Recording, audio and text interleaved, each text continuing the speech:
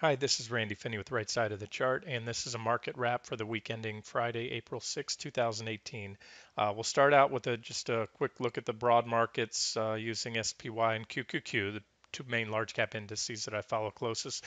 We'll start with a weekly time frame, go down to the intraday charts, and then quickly run through the sectors of the S&P 500. The technicals continue to deteriorate.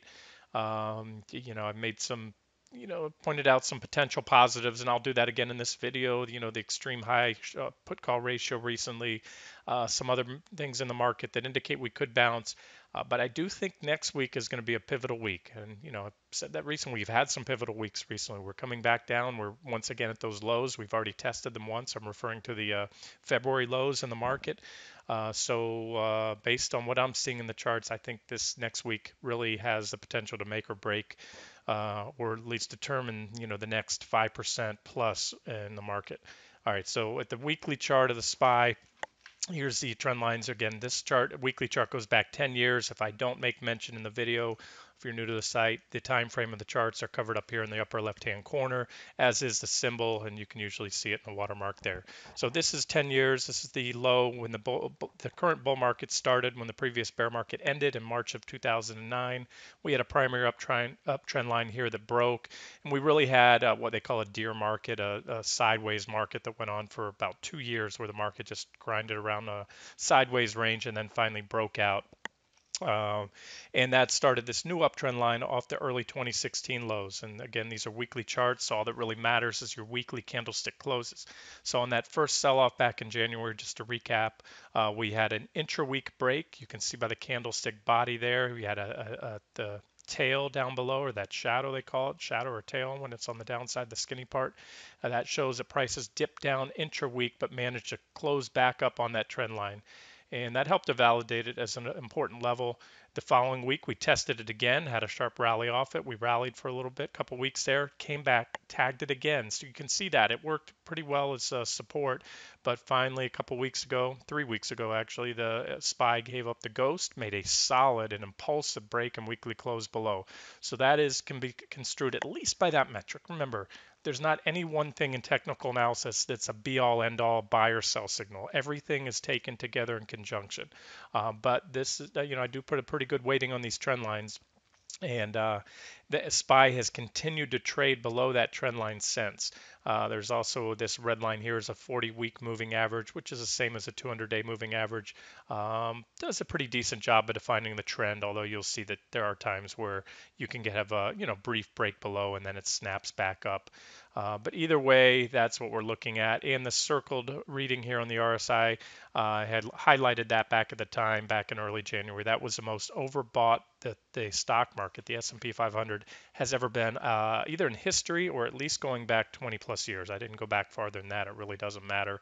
This was an extreme overbought reading, and this is very indicative of this move here that we had in January, that run from the first of the year up, of a blow off top. When you have a near parabolic run or a near vertical run after an extended uptrend, um, and on high volume to boot, that's indicative of a blow off top, which means it could have longer term bearish implications. But again, I'll cover the pros and the cons here. Next week will be very telling. So here's as I'm going down the line on time frames, we're now on a 2-year daily chart, and you can see that we have a pretty significant level here. These were the lows. Now you can see we really zoom in there. We undercut those lows, but look how many candles. These are daily candlesticks. So this was an intraday break, and we closed back above there. So this 257.90-ish level, give or take, we pierced below it, closed a little bit below it. Give it a margin of error with all this volatility. These support levels that I cover, they don't have to be tagged to the penny. They can be violated a little bit. Give it a percent or so. And either way, one thing that I believe would be hard to argue, no matter who you are, is that this is not a significant technical level. Look how many, these are again daily candles. So virtually every day for, where does this go back here? Since the 23rd of March, we've tested that level or come very close to it. And again, that was where things sort of normalized here. We had a close right there on that meltdown from the January highs to the February lows, and a stick save back above it, and we rallied off it. Now, lot of technicians and myself as well will look at these lows, but if we go much below here, if we make a run at these lows and come down there, we're probably going to undercut those lows. So again, we're at a point where so far support is held, and I often say this: support is support until and unless broken. So you have to respect that.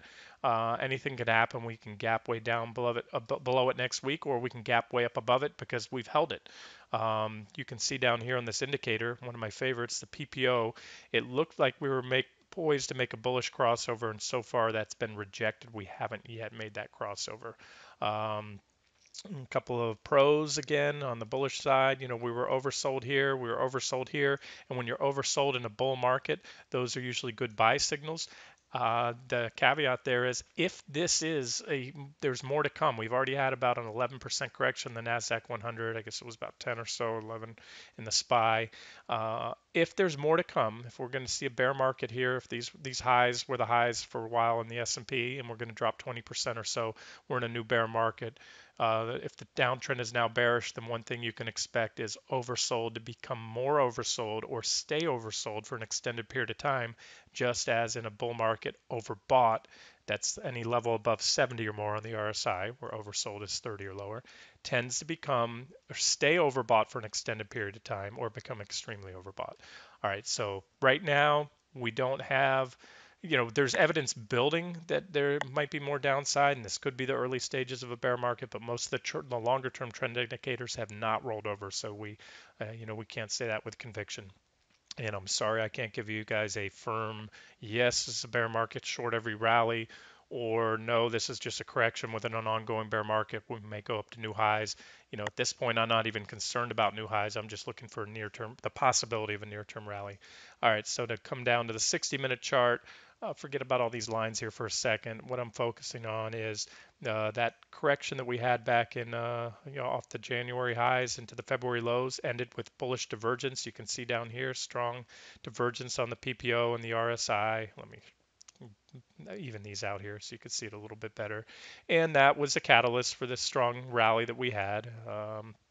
Off the lows right here, started back here, I should say, trying to grab an arrow tool, and went up, had a couple little corrections along the way, and we peaked right there with a divergent high. I don't have the negative divergence drawn here, it's right there.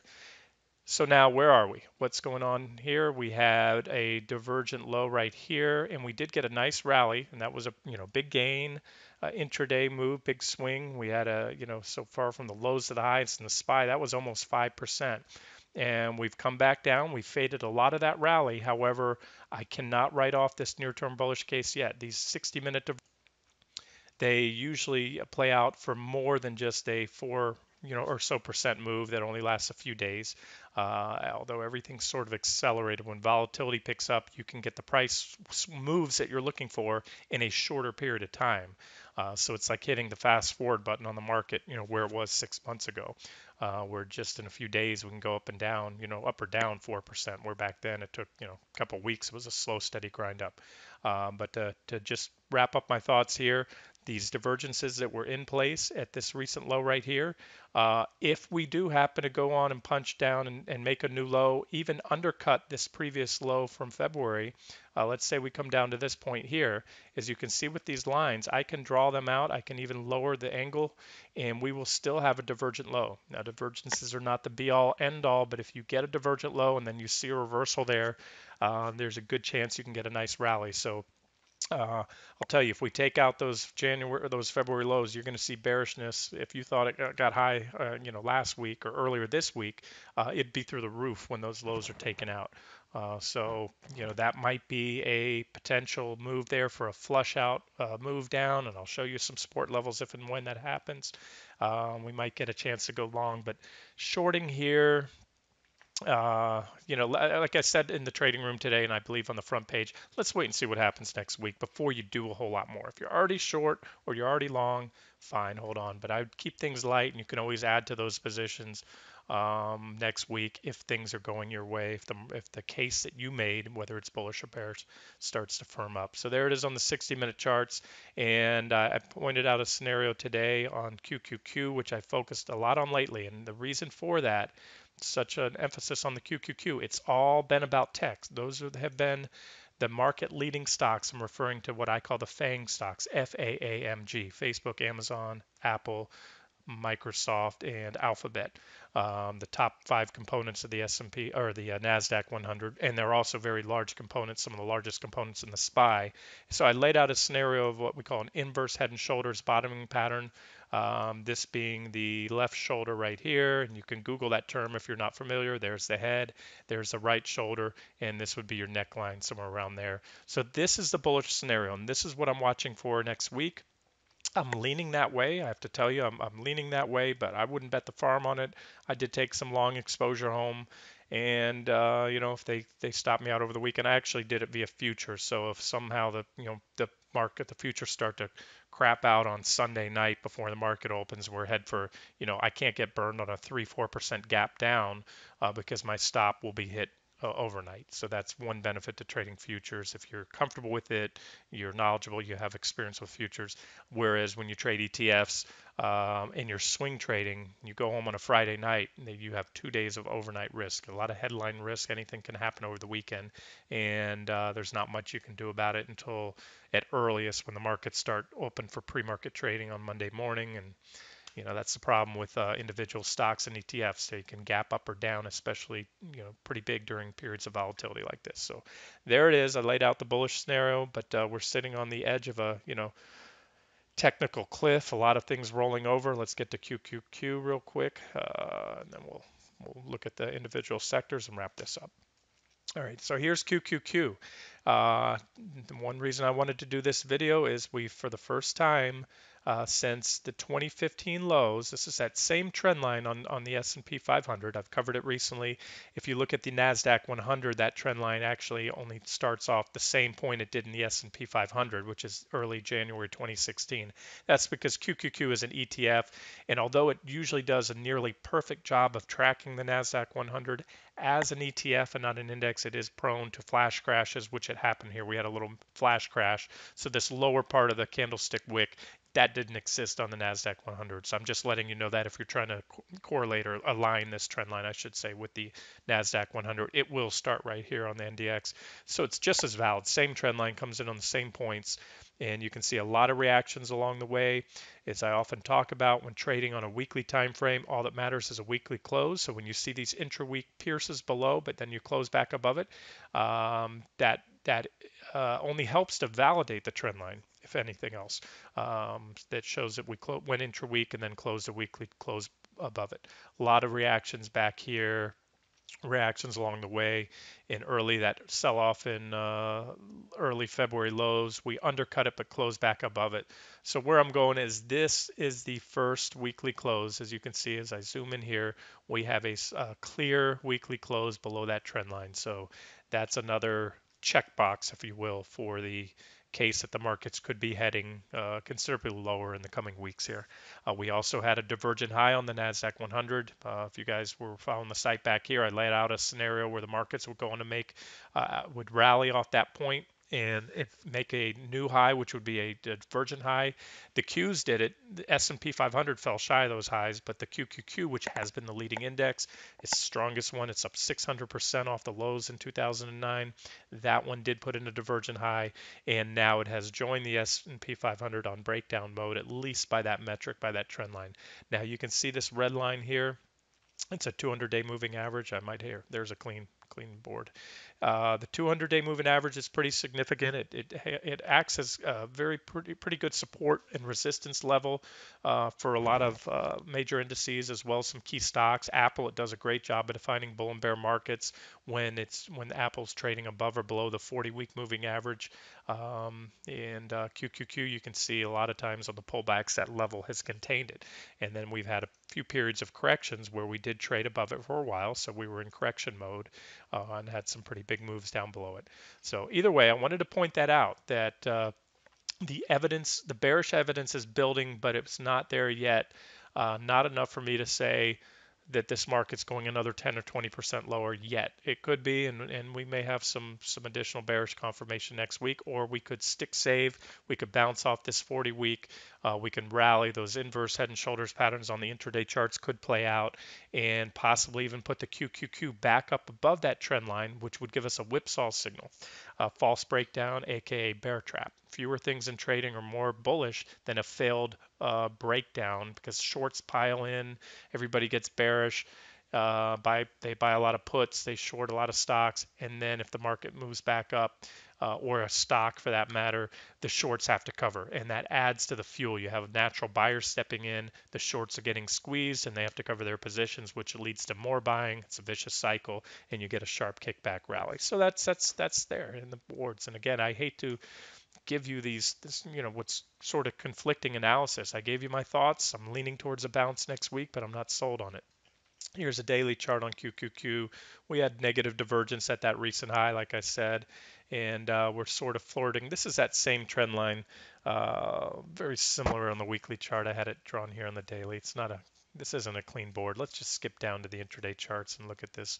All right, so here's the 60-minute chart, just like the SPY, same story really. We had a divergent low right here. We had one of the biggest intraday reversals in a long time. It was over, I think it was about 4% or so from lows to highs the other day. And we had actually closed right there. And then we followed through the next day and we went smack into that 160, 166 resistance level. And of course, this move down was exacerbated by the news of, again, I made it clear in the trading room today at the end of the day.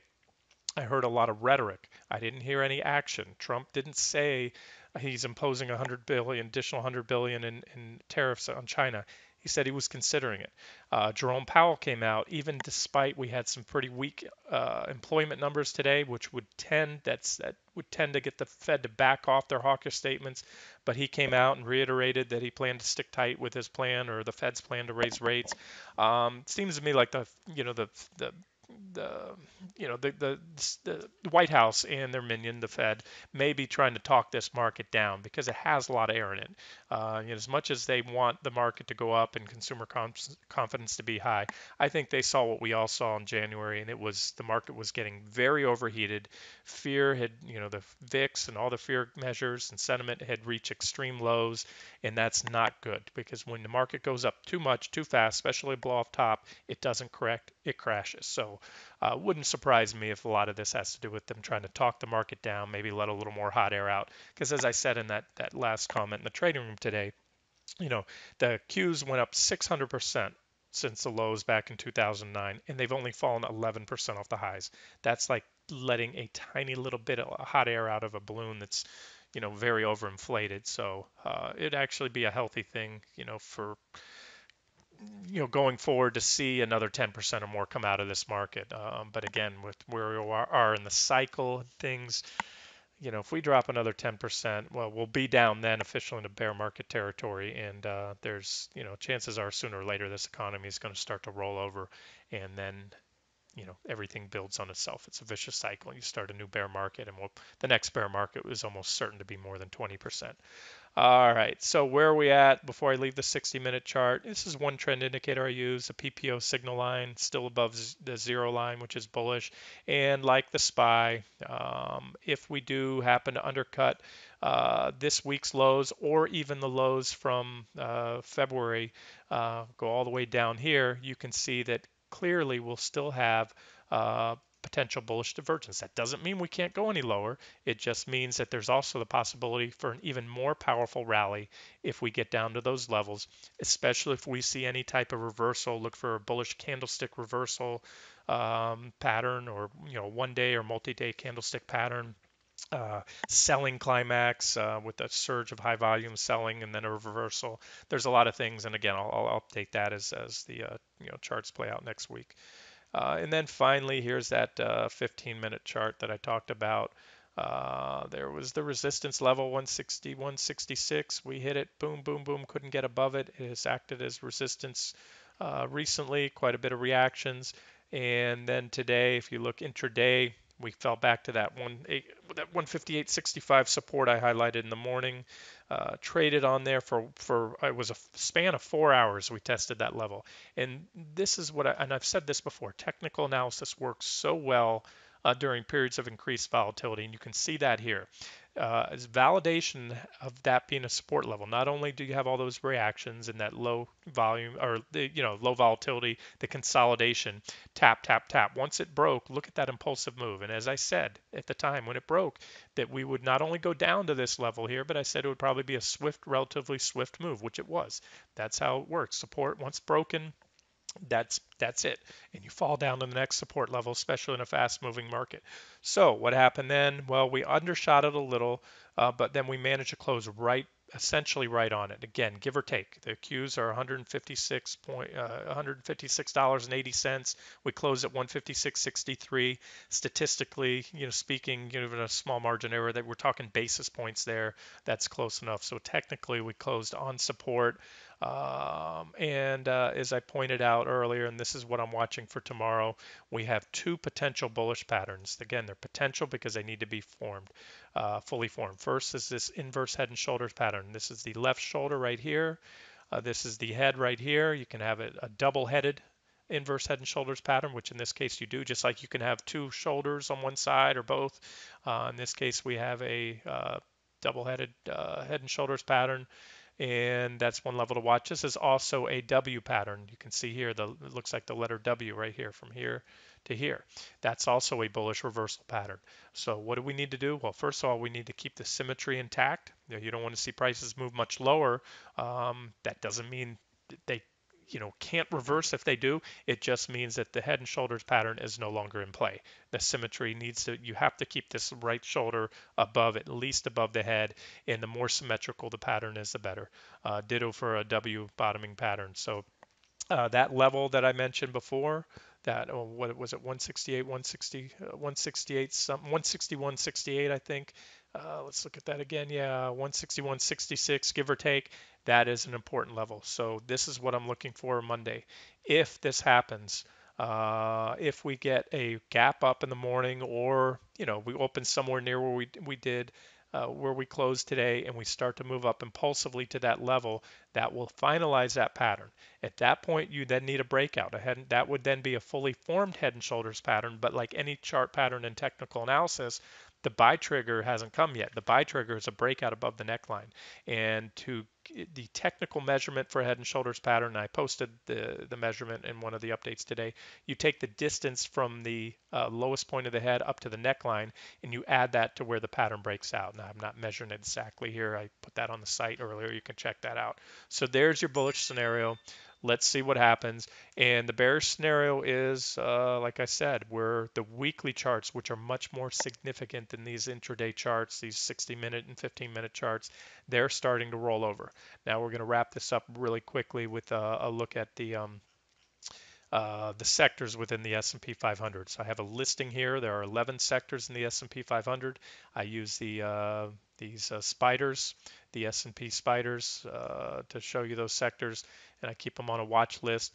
XLP, this one is one of our official trade ideas, and it's holding up relatively well. You can see this. We had a bullish falling wedge. We hit that first target. We pulled back.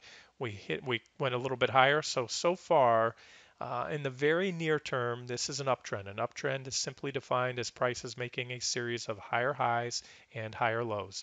So as long as we continue to do that, this isn't an uptrend. I still like this trade. This is a defensive sector.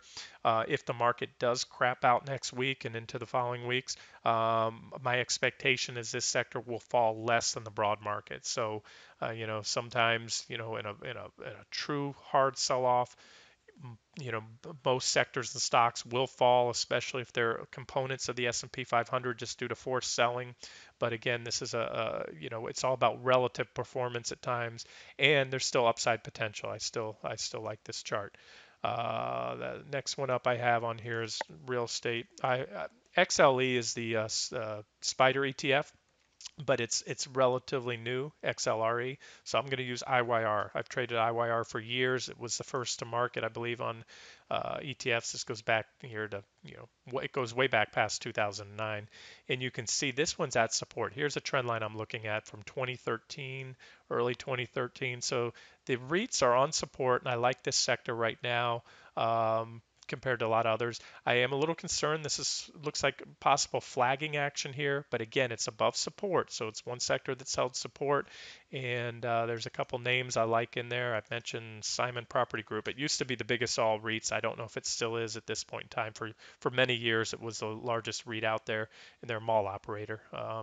And you can see we had a divergent low back here, just really traded sideways to slightly up, but it pays a nice dividend. A lot of REITs pay dividends. It's about a 5% dividend yield. We have a bullish falling wedge. These are targets. This one's on watch as a potential long setup, but I haven't made it an official trade yet. I'm watching this because I can still see the possibility of one last thrust down to the wedge, but you can check that out under the trade setups, long trade setups on the site. All right, back to the sectors. XLT Telecom. Well, Telecom, this is a daily chart. It's just been grinding around now for well over a year in a sideways range. So the only thing I can tell you from this daily chart, you can't try to squeeze blood from a stone or water from a rock. I mean, you have something in sideways trading range. It's going to break one way or the other ultimately. And whichever way it breaks out impulsively. These were little whipsaw breakdowns here. That'll probably be the next trend in the telecoms. And based on where we are in the business cycle and everything, guys, I think that's to the downside. This is a weekly chart. You can see there's negative divergence on the weekly chart. So if somebody put a gun to my head and said, you have to either go long or short XLT, come back in 2 years and collect your money, I would short it. Or not 2 years, but let's just say the next 6 months. That would be, here's some targets down here. You can see there's a lot of support down on this level right here, about 62. So that's where I think this one's ultimately going to before all is said and done, before it goes much higher, that is. XLU, utilities, there's another defensive sector, and it's been holding up well. And here's a couple trend lines on this weekly chart I just jumped out to. A lot like the REITs, it seems to be this flaggish type action, but either way, it's defending this trend line. I have two alternative trend lines. I had a white trend line off the 2009 lows and this yellow trend line. That one's still holding up. PPO is crossing over. This is a very simple but effective indicator. As I said, nothing's 100%. I take them all together, all of this stuff together. But if you look at bullish, put a weekly chart up, put a PPO on your chart or a MACD, they work very similar.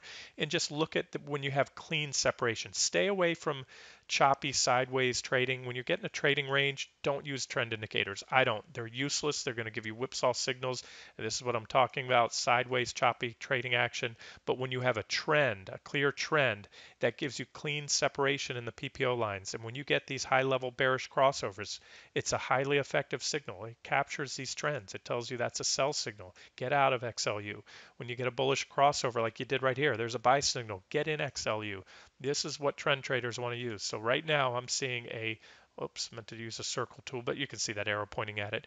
We're just starting to cross over at low levels. That's a low level bullish PPO crossover, lowest one we've had in a while. Yes, it can prove to be a whipsaw signal, as this one was. That's, like I said, nothing's guaranteed, but a lot of these signals worked out for very good long entries. So there's one to watch.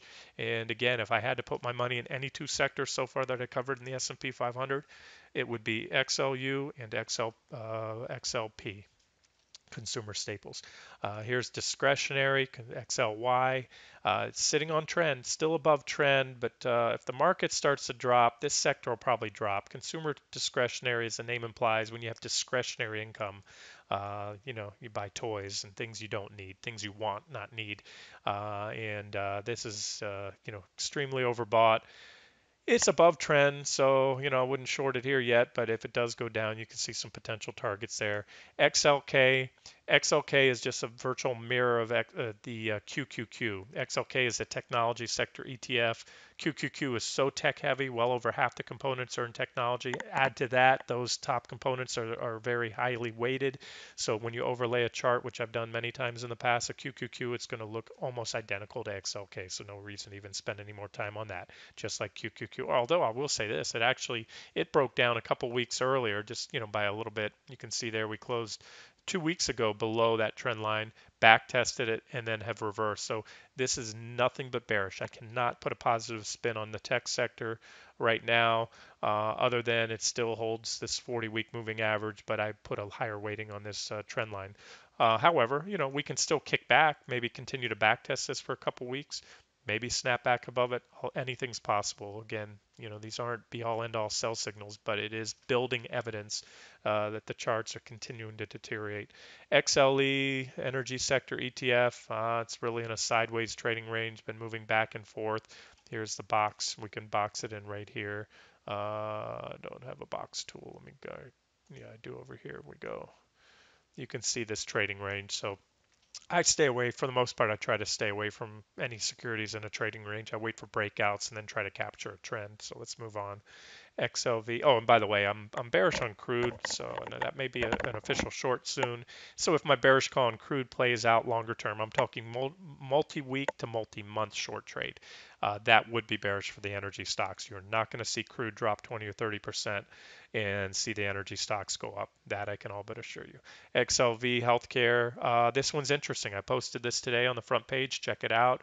A member of the site had asked about CURE, which is the three-time bullish version of XLV healthcare. It is at trendline support. You can see right here. Given like a lot of other things, it had extreme overbought readings. Trend indicators are rolling over. PPO is pointing down, but the PPO is still up above this zero line. It's in bullish territory. Near term, we're somewhat oversold. We're not oversold on the weekly chart, but we're at trendline support. So maybe a bounce trade next week. And if not, if things melt down, here's a daily chart. This is the next support level I'd look to step in here, about 76, 77 right there, that line. So call it, you want to step in a little bit before that. So call it around the $77 level. So for those of you that want a little more evidence to step in before you step in and buy, I think that'd be an objective level if the charts confirm at the time, if it gets there. XLF, financials. This is an important sector. As you can see down here, it's about a 15% weighting in the S&P 500. Trend line support right here. This is a trend line that goes back all the way to early 2016. Very well defined. A lot of reactions on it. Let me jump back to this daily chart, and you can see unmistakable. We have broken down. No two ways about it. We broke down, and this is a daily chart here. So now for the last couple of weeks, we've traded below that level in a period of consolidation. So, unless the market can rally some kind of put up some kind of rally here, snap back above that level soon. This doesn't look good. We're going to break out of this period of consolidation one way or another. It looks like the PPO is poised to make a bullish crossover, but so far, if you look really closely here, you can see that blue line, the PPO line starting to curl back down, so it may get rejected. Sometimes you have what will appear to be a bullish crossover or a bearish crossover, but the lines will bounce right when they meet. And so again, like I said, it all boils down to next week, guys. I think that'll be very telling, whether we're going to take another plunge down of 3, maybe up to, I see maybe another 5, 6%. Here's XLI. This is the industrials.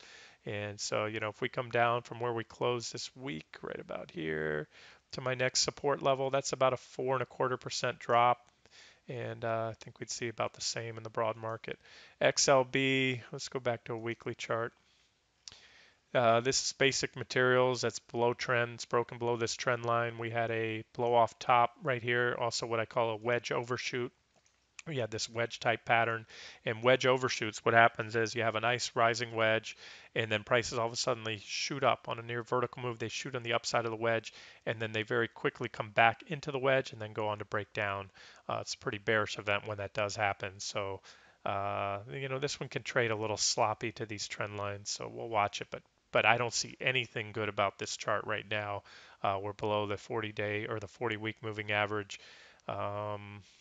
This trend indicator, at least by the PPO trading, when you look at the signal line, when it's above zero, as it has been since this point, to this point, the trend is bullish. That's one trend indicator I use. So we were bullish, and then about at this time, it told you to get out. It said from here to here, the trend was bearish, but then we crossed back over. So again, we have a little more downside there. So, I can make a case that this is a correction that'll be over soon with another pop. But if we continue lower, then these trend indicators roll over, and that will further strengthen the case that we're in early stages of a new bear market. All right, long video, guys. I just wanted to cover everything because the markets aren't so simple as looking at any one index or any one trend line or any one indicator. It's a compilation. Like I always say, the stock market is, some of its parts, and its parts in this case are these 11 sectors in the S&P 500. Oh, and I'm sorry, I wanted to cover one more. I know this is super long. Biotechs, important sector. Biotechs have given up the ghost. We had a breakdown here back in 2014, we had a peak in the biotechs and a big bear market, broke this minor trend line, then this primary uptrend line, big impulsive selling. And you can see as of this week, we broke below this trend line for the first time, closed below it on a weekly basis since those same lows at the stock market bottom in early 2016. So here's another sector. This is a subsector. This is not a sector of the S&P 500. It's really a subsector of the healthcare sector. Um, but you can see there is some support just below, so this one needs to get up and reverse quickly, or else there's some more downside. And these divergences tell me that it is likely headed lower, and I can see a move down. I don't have targets on this chart right now, and I'll have to do that later for you, but I think at best maybe we kick back, come back in to test this, the wedge from below, and that back test could last for more than just 1 week. We can test it a couple times and then move lower. So that would be, as of this point, my most optimistic scenario. Maybe move back up to about 90 or so at tops, probably not even that high. And if things change, I'll let you know. Otherwise, if we take out this support level here, 81.57, especially on a solid closing basis, or we close below it next week, that's going to open the door up for more downside. All right, I'll wrap it up here. Again, if you watch these videos, hit the settings. You can put it on playback speed, 1.25 or 1.5 times. That's what I'll usually do when I watch videos on YouTube. And if there's a part you're interested in, you can slow it down, rewind. All right, this has been Randy Finney with Right Side of the Chart. Have a great weekend, guys.